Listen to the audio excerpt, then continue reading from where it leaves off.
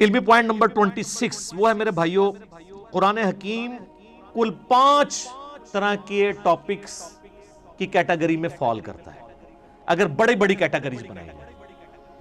اس کے اوپر پوری ایک کتاب لکھی ہے شاہ ولی اللہ دہلوی نے، الفوز الکبیر فی اصول التفسیر، اللہ کا بہت بڑا کرم، کامیابی اللہ کی طرف سے اصول تفسیر کے اوپر۔ اس میں انہوں نے یہ دعویٰ کیا ہے کہ اللہ تعالیٰ نے مجھ پہ یہ حقیقت کھولی ہے کہ قرآن حکیم کی آیات 5 طرح کی کیٹیگریز میں فال کرتی ہے۔ اب یہ اس طرح کی قرآن حکیم میں کئی ایک انویشنز ہیں جو ہمارے پرانے بزرگوں نے نہیں کی ہیں، آج کل کے لوگوں نے کی ہیں۔ جیسا کہ آپ دیکھ رہے ہیں کہ میں نے بتایا بھی تھا کہ قرآن حکیم میں جو سورۃ الحدید ہے وہ جس نمبر کے اوپر آ رہی ہے اٹامک نمبر بھی وہی ہے۔ اب اس پرانے زمانے میں تو اٹامک نمبر نہیں ہوا کرتے تھے۔ یہ ہر آنے والے زمانے میں، یہ حروف ابجد کے اوپر میرا ایک کلپ دیکھ لیں، اس میں نے ڈیٹیل سے یہ بتائی، تو یہ چیزیں آپ کو نظر آئیں گی۔ وہ ہر زمانے میں جو بندہ قرآن پہ محنت کرے گا اس کے اوپر ٹروتھ ریویل ہوگا۔ قرآن حکیم میں آیات جوڑوں کی شکل میں نازل ہوئیں صورتیں، پرانے بزرگوں سے آپ کو اس طرح کی چیزیں نہیں ملیں گی۔ لیکن یہ حمید الدین فراہی رحمہ اللہ تعالیٰ، جو ڈاکٹر اسرار صاحب کے آپ سمجھ لیں دادا استاد تھے، انہوں نے پہلی دفعہ یہ ٹروتھ ریویل کیا کہ قرآن حکیم کی ہر صورت کا کوئی نہ کوئی جوڑا ہے۔ کچھ تو ہمیں پتہ ہی ہے، سورۃ الفلق، سورہ جو ہے وہ سورہ ناس، یہ مطلب جوڑا ہے دونوں کا۔ لیکن جو بیچ میں کی صورتیں انہوں نے پھر بتایا کہ واقعی وہ جوڑے ہیں، جیسے مرد و عورت کا جوڑا ہوتا ہے اس طرح ریسیپروکل پایا جاتا ہے صورتوں کے اندر۔ سورہ بقرہ اور سورہ ال عمران بھی جوڑا ہے، ایک یہودیوں کو ایڈریس کرتی ہے، دوسری عیسائیوں کو ایڈریس کرتی ہے۔ تو اس طرح کئی ایک صورتیں جو جوڑوں کی فارم میں، یہ ٹروتھ بال میں ریویل ہوا ہے۔ بل یہ الفوز الکبیر فی اصول التفسیر کا اردو ترجمہ بھی آ چکے، آپ پڑھیں۔ 5 کیٹیگریز انہوں نے بیان کی ہیں۔ نمبر 1 علم الاحکام، یعنی قرآن حکیم کی آیات احکام سے ریلیٹڈ ہوں، نماز، روزہ، حج، زکوٰۃ، عقائد، یہ ساری چیزیں علم الاحکام میں آتی ہیں۔ نمبر 2 علم المخاصمہ، مخاصمہ کہتے ہیں جھگڑا کرنے کو، علمی جھگڑا، یعنی جو منکرین خدا ہیں یا جیوز اور کرسچنز ہیں، ان کے جو لیم ایکسکیوزز ہیں ان کے علمی جوابات دیے گئے ہیں، تو یا آیات اس کے اوپر مشتمل ہوں گی۔ نمبر 3 التذکیر بالموت، موت کو یاد کروا کے کہ تمہیں مر کے کسی کے پاس پہنچنا ہے اور آخرت کی زندگی میں دنیا کی زندگی کا جواب دینا ہے، اس کو کہتے ہیں التذکیر بالموت، نصیحت کرنا موت کو یاد کروا کے۔ اس کے اوپر آیات، یہ تو قرآن پاک میں بڑا مین ٹاپک ہے۔ قرآن حکیم کے اگر 2 مین ٹاپک دیکھے جائیں تو عقیدہ توحید اور دوسرا ہے دنیا کی بے ثباتی، دنیا سے بے رغبتی۔ چوتھی کیٹیگری انہوں نے کہا التذکیر بآلاء اللہ، اللہ کی قدرت کی بڑی بڑی نشانیوں کے ذریعے اللہ اپنا تعارف کرواتا ہے۔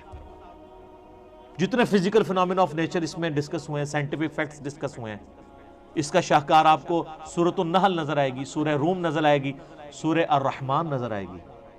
اس میں تو یہ لفظ بھی آ گیا ہے فَبِأَيِّ آلَاءِ رَبِّكُمَا تُكَذِّبَانِ، جس کا ترجمہ اکثر مولویوں نے غلط کیا ہوا ہے، تم اپنے رب کی کون کون سی نعمتوں کو جھٹلاؤ گے، حالانکہ نعمت خود عربی کا لفظ ہے۔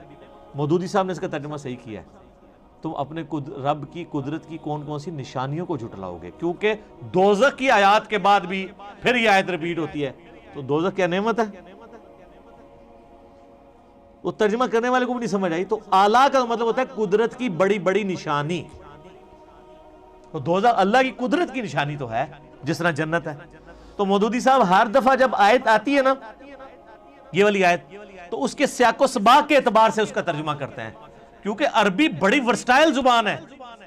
عربی میں ایک لفظ اگر سیاق و سباق میں آپ مختلف جگہ بیان کریں گے تو وہ اپنا وہ والا مطلب بیان کرے گا۔ اگر میں آپ کو کہوں مسجد الحرام اور کہوں ولد الحرام، زمین آسمان کا فرق ہے۔ حرام دونوں جگہ ہی موجود ہے، مسجد حرام جس کی حرمت ہے، عزت ہے، اور ایک وہ حرام ہے جو ہم حرام کہتے ہیں۔ زنا حرام، چوری حرام، اب یہ حرام ہو رہا ہے۔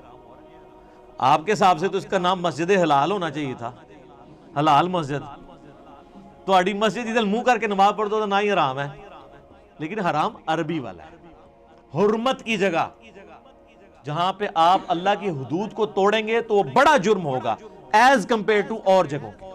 اس کی حرمت اللہ نے رکھی ہے، عزت رکھی ہے، لفظ ایک ہی ہے، لیکن دونوں جگہ مختلف معنی دے رہے ہیں۔ تو اس طرح فَبِأَيِّ آلَاءِ رَبِّكُمَا تُكَذِّبَانِ کا ترجمہ بھی مختلف جگہ مختلف آئے گا۔ اور پانچویں کیٹیگری ہے التذکیر بِأَيَّامِ اللہ، اللہ تعالیٰ کے فیصلوں کے بڑے بڑے جو دن ہیں ان کے ذریعے ڈر سنانا۔ اور یہ بھی قرآن پاک کا بڑا مین مضمون ہے۔ اگلی انبیاء کی جو امتیں ان کا ذکر کر کے اللہ تعالیٰ نے پھر فیصلہ اچھا یہ سارے الفاظ قرآن میں موجود ہیں۔ فَذَكِّرْهُمْ بِأَيَّامِ اللَّهِ، یہ اللہ تعالیٰ نے حضرت موسیٰ علیہ السلام کو کہا ہے کہ اپنی امت کو ڈراؤ اللہ کے بڑے دنوں سے۔ بڑا دن کون سا؟ جس میں بڑا فیصلہ ہوا۔ 10 محرم کا دن بڑا دن تھا جس میں یہ فیصلہ ہوا کہ فرعون کو ڈبویا جائے گا اور بنی اسرائیل کو نجات دی جائے گی اس کے ظلم سے۔ بخاری مسلم میں آتا ہے نا کہ یہودی اس دن روزہ رکھتے تھے کہ فرعون کو ڈبویا گیا، پھر نبی علیہ السلام نے امت کو حکم دیا کہ تم 9 اور 10 دو روزے رکھو۔ اس پہ ڈیٹیل میرا کلپ موجود ہے، آج میں اس کی طرف نہیں جاتا۔ قوم عاد جس دن ہلاک ہوئی وہ اللہ کی قدرت کی یعنی آپ ایگزیکیوشن کا ایک بہت بڑا دن ہے۔ ہماری امت میں فتح مکہ کا دن ایام اللہ میں سے، غزوہ بدر کا دن ایام اللہ ہے، اللہ کے فیصلے کا دن ہے۔ اللہ نے کہا یہ کہتے تھے نا فرقان ہوگا، یہ ابو جہل نے کہا تھا کہ یہ حق اور باطل میں فرق کرنے والا دن ہوگا۔ اللہ نے کہا تم نے فرقان بولا تھا، لے پھر میں اس دن کو فرقان بنا دیتا ہوں کہ نہتے مسلمانوں سے تم لیس ہوئے ہوئے کافروں کو، جنگجو کافروں کو مرواؤں گا۔ غیبی مدد کے ساتھ ہوا۔ تو یہ اللہ کی قدرت کے بڑے بڑے دن یہ اگلی امتوں میں بھی گزرے ہیں۔ قوم سمود، قوم عاد، قوم نوح کی تباہی کے دن ایام اللہ تھے۔ تو یہ 5 کیٹیگریز بنی۔ اب آپ قرآن کی کوئی آیت نکالیں، میں کوئی آیت بھی پڑھوں، آپ خود مجھے بتا دیں گے کہ یہ فلاں کیٹیگری میں فال کرتی ہے۔